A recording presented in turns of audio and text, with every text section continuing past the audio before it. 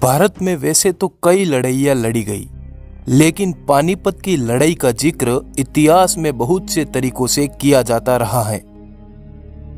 पानीपत की लड़ाई ऐसी लड़ाई थी जिसने भारत के इतिहास को बदल कर रख दिया। दिल्ली के तख्त के लिए हुई पानीपत की लड़ाई के बारे में ऐसा कहा जाता है कि इस लड़ाई में अगर भारतीय राजाओं की जीत होती तो भारत में कभी भी विदेशियों की सत्ता स्थापित नहीं हो पाती। कहाँ हुई थी पानीपत की लड़ाइयाँ? यह हम सभी जानते हैं कि महाभारत का युद्ध हरियाणा के कुरुक्षेत्र में हुआ था। पौराणिक कथाओं के अनुसार पानीपत महाभारत के समय पांडव बंधुओं द्वारा स्थापित 5 शहरों में से एक था।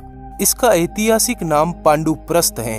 यही पांडुप्रस्थ आगे चलकर पानीपत हो गया, जो हरियाणा में स्थित है। यहीं पर भारत की ऐतिहासिक लड़ाई हुई थी जिसने भारत का इतिहास बदल कर रख दिया। पानीपत वो स्थान है जहां 12वीं सदी के बाद से उत्तर भारत के नियंत्रण को लेकर कई निर्णायक लड़ाइयां लड़ी गई। वर्तमान हरियाणा में स्थित पानीपत दिल्ली से करीब 90 किलोमीटर की दूरी पर स्थित है। किनके बीच हुई थी पानीपत की तीनों लड़ाइयां? पानीपत की पहली लड़ाई 21 अप्रैल 1526 को दिल्ली के सुल्तान इब्राहिम लोदी और बाबर के बीच हुई थी।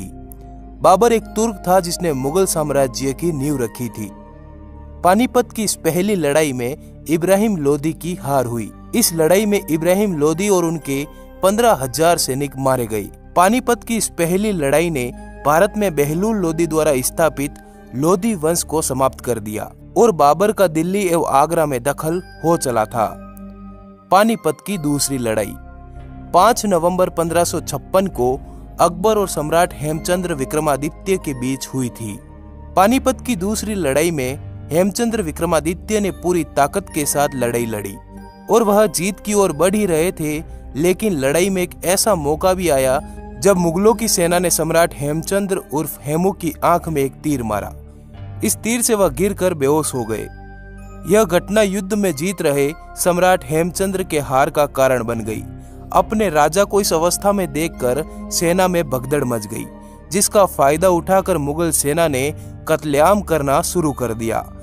इस दृश्य को देखकर सम्राट हेमचंद्र की सेना भाग गई, जिसके चलते अकबर या बहरम खान ने हेमचंद्र का सर काट दिया। इसके बाद अकबर का दिल्ली एवं आगरा पर कब्जा हो गया।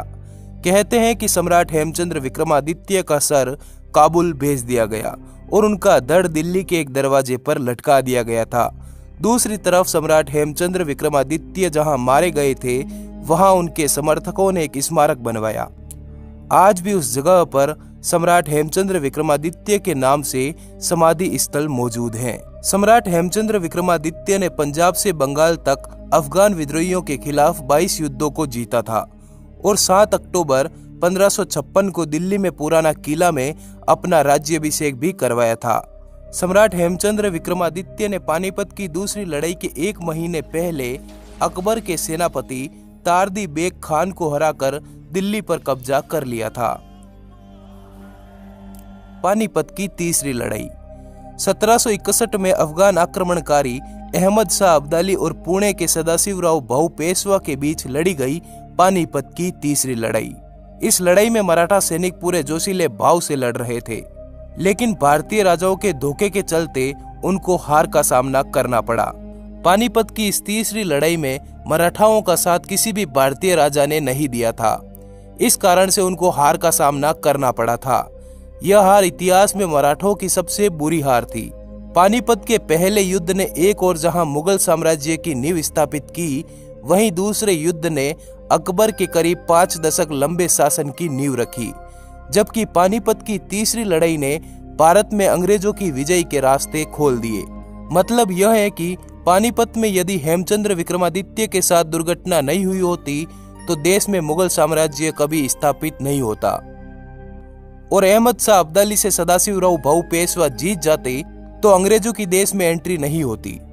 फिर भी मराठा और राजपूतों ने देश के एक बहुत बड़े भूभाग पर तब तक अपना कब्जा बरकरार रखा जब तक कि अंग्रेजों ने संपूर्ण भारत में अपना शासन स्थापित नहीं कर दिया। धन्यवाद, जुड़े रहिए।